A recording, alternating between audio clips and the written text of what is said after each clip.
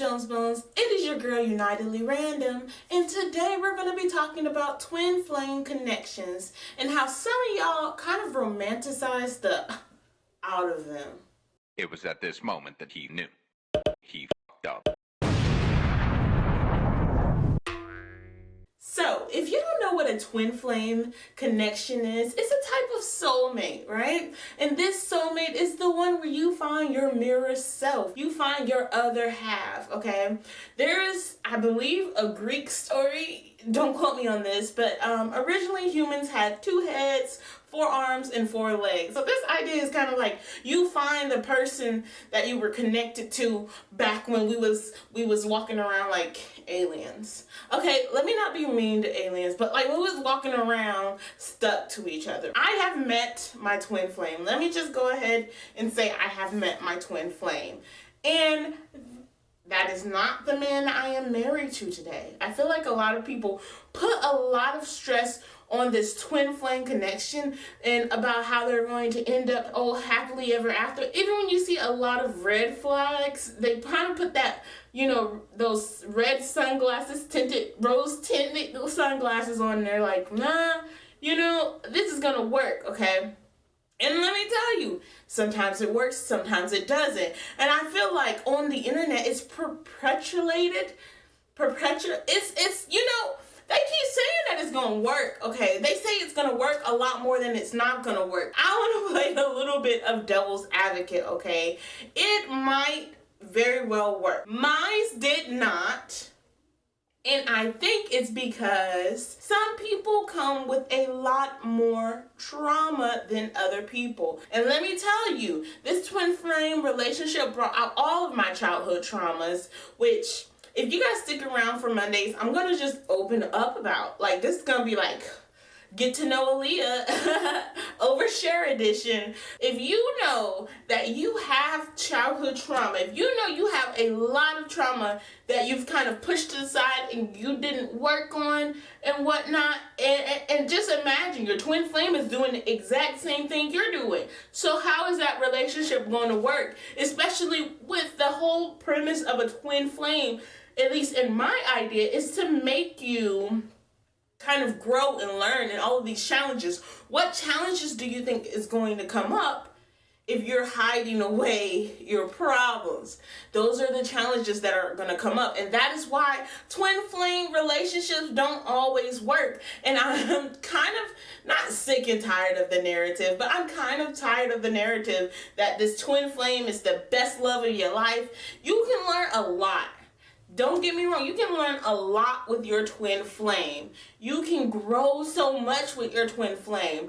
But I think we need to stop the narrative that you have to be romantic with your twin flame. You have to be in a relationship with your twin flame. Who does that help? Who does that help? And who is that hurting? Okay, let's pause for a moment. Who is that hurting with the idea that you have to end up with your twin flame? It's hurting you, especially if that relationship is not healthy. Now, I'm going to go through my twin flame situationship a little bit. I'm not going to go too much into details because we can make a whole nother video about that. And like, it's just kind of tiring. Even now, I've kind of walked away from all of the drama and the challenges. I've worked on myself, but it's really tiring to go back and look back at everything because I'm not the same person I was when I met my twin flame, okay?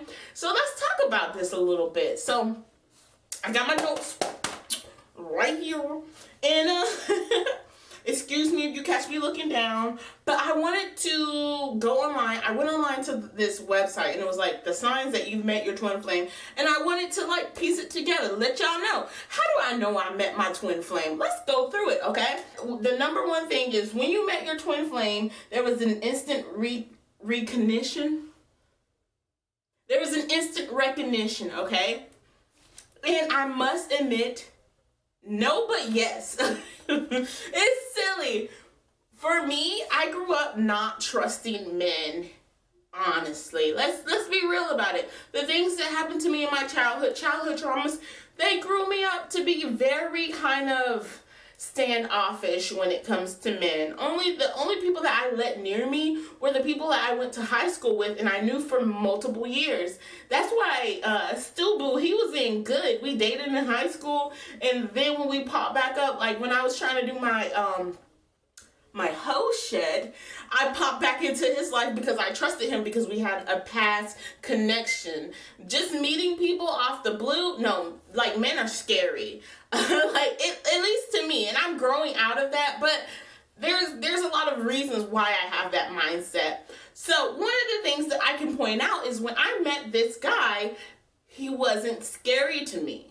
And so that a little bit taps on that instant recognition. That taps on that for me because I don't give a lot of people a chance off the go. Like, it's got to be like a long time before I open up to people. But this person kind of broke down those walls a lot easier. Now, back then, before I was even thinking about twin flame, I was like, oh, he's Stu's friend. So therefore, I trust him because I trust Stu. But no, Stu has other friends that I just kind of stand off to the back and I'm not as comfortable with. And it's nothing that they've done. I'm just standing off to the back, kind of like weird Alia here. With the person, it was never like that. So number 2 says, you guys are very similar. We are definitely very similar. And I'm not going to go into all of the details of how similar we are. Just know we are quite similar. But let me just, put the cherry on top of everything and just say our favorite color is green. So we like the same color. So that's just a little cherry on top of how we're similar. Number 3 says that we complement each other. I do agree, we were kind of like yin yang in a way where he I don't know what to say that without going into too many details, but we did complement each other in a certain way.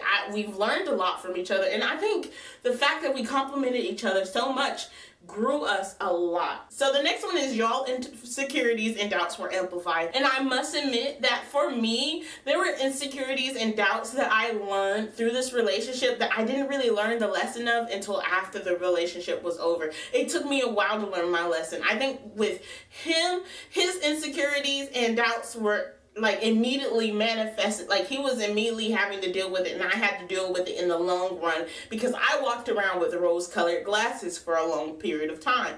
So his doubts and insecurities actually caused us to be in a third-world relationship. So that's something to kind of chew on. It immediately manifested as soon as we kind of got together in that way. Number 5 is they feel magnetic. There is this type of draw towards my twin flame, but for me, it's not romantic anymore. Like we've played that out and we've seen how that's gonna work, and I still care about this person. I still know, like, even if I didn't want this person in my life, because he's such a good friend to Stu, I know that this person is always going to be in my life. I could blame the magnetic field kind of on Stu because this person is still in our lives. But in actuality, it's just, there's a connection there. There is a connection there. And while it won't be, in my mind, I don't think it'll ever be sexual or anything ever again, I can't deny that there's a connection there. Number 6, the relationship is true.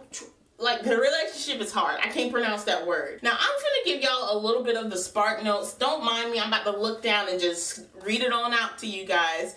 Give y'all the spark notes of this relationship so you can realize how hard this relationship was for me. So, we got physical, right?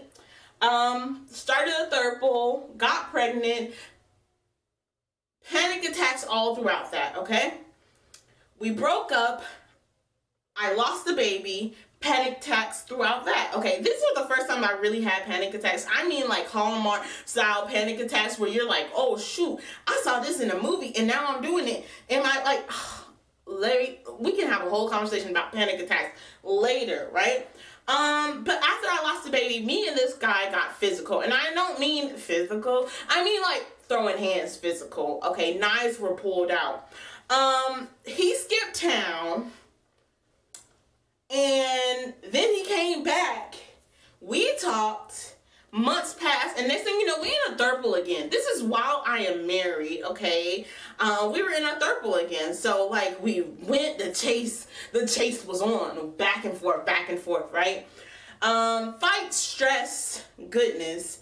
He ghosted, and we would fight about how he would ghost for certain times. Like, we kind of learned a lot of boundaries during this entire relationship, but he was ghosting, and I'm always the clingy type. I'm always the rose-colored glasses type. One of the insecurities that this entire relationship brought out in me is that I was afraid of being alone. Finally, I walked away from the relationship, and now we just kind of randomly text each other, but we're not really, like, talking. At the end of the day, I still care if anything happens to this man. I still care if this person is hurt, but I just felt like we needed some distance between us, because after a while you can work on yourself, but when you have so many issues to work on, it gets tiring, it gets tough, it gets frustrating. It's so passionate, it's so quick, it's so fast that I have a lot of stuff to work on back to back.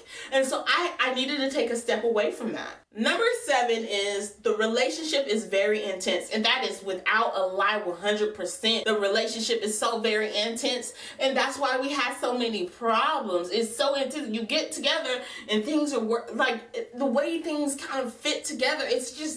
It just happens so fast, and it's easy for me to get overwhelmed. Honestly, I think it's easy for both of us to get overwhelmed, and that's why he would go away, and then I would stay, and then I would go away, and he would stay, and it just was a pattern of toxicity. Number 8 after that says that we keep coming back together, and honestly, where's the lie? Where is the lie? Okay, even now, I don't think we're gonna come back together in a romantic sense. Okay, that's came, that's gone, It hurts too much, but a friendship is still possible, I do believe. And the thing is about this friendship is this will be a friendship once we get our, both of us get our ish together. This will be a friendship unlike any other friendship that we've ever had with anyone else, because we connect on so many things, you know what I'm saying? But even then, it wasn't enough to make us be the perfect relationship in the world. Like, it's not like the whole, you can complete me and we're gonna work out forever. It's like, you are meant to be in my life. I recognize that, but we can't do that. Number 9 says that our connection feels divine. Like I just said, everything just keeps piling on into itself, but the connection did feel divine for me because I knew for a fact that this was meant to happen. It's just like, it just seems so crazy when you're going through it. It seems so hard and tough when you're going through it, honestly. Number 10, you have an almost psychic connection. So it's kind of funny because I consider myself an empath, so like that's a little bit of a cheating, but there's an ability, I believe, for us to communicate and just almost, we just get each other. And I think that has part of like the whole, that other half of me, but also we have similar traumas in the past. It's just easier to communicate. It feels almost like it's psychic, but I have no clue. For number 11 is they push you to do better and be a more positive version of yourself. This relationship honestly caused a lot of growth in me and in him, honestly. We grew so much to this day. Like, I feel like I learned a lot about myself. I've internalized it, and I'm trying to use it to better myself in the future. And I hope he's doing the same. I remember one time he told me that I was a treasure. And that honestly helped change the way I saw myself. I didn't realize how bad of a self-esteem I had until someone told me that I was a treasure, and that changed the way I completely saw myself. That made me think, maybe I'm worthy of something. I just wanted to talk a little bit about that because the way twin flames are viewed in like social media, the way twin flames are viewed in general is this whole wonderful relationship where you meet your other half frolicking in the flowers, and it's not like that all the time, especially if you know you come with baggage, if you know you come with issues. I'm gonna be straight. You know you come with issues. Your twin flame is your other half. Your twin flame come with issues. Even if you don't know what the issues of your twin flame is, you know that you're hard to deal with. So why would your twin flame not be hard to deal with? You feel me? The way that I see twin flames is this kind of thing to push you to grow. Twin flame relationships can be quite toxic, especially with that unconditional love thing that some of us may tend to do with the relationships, you know, unresolved trauma and also a fear of abandonment, because your girl right here had it. And so that made me to look at things like, oh, even if it's bad, I want to keep it going, because then I know that I have someone, right? That hurts more than leaving. That hurts more than walking away. And so that can put you in a bad position. The constant rerun of pain. Twin flame relationships are going to be painful. Even if you don't have the trauma that I got, twin flame relationships are going to be painful, okay? But at the end of the day, even if you're not going to marry this guy, even if you're not going to be forever with this guy, they are quite wonderful in the way that they teach you a lot about yourself. Any opportunity you get to learn something, I'm like, go for it. But also recognize that for some people, these twin flame relationships, they might not work out, okay? And this is not me speaking ill will on your relationship. This is the truth. Think about it. If it's meant to be, let it go and see if it comes back. Twin flames, they will always come back, but see how it comes back. Don't try to force anything, because sometimes you just have to go with the flow and learn the lessons that the universe wants you to learn. I want to end this video off with a little quote. So you're going to see me looking down in my notebook. You ready for it? It's by a licensed psychotherapist. Psychotherapist. She said, there is a misnomer. There is a misnomer that a twin flame completes you. In reality, relationships are meant to encourage you to be more complete in your own right. There is this idea, right, that your twin flame is going to complete you. But in reality, relationships in general are meant to just make you step into your own complete self.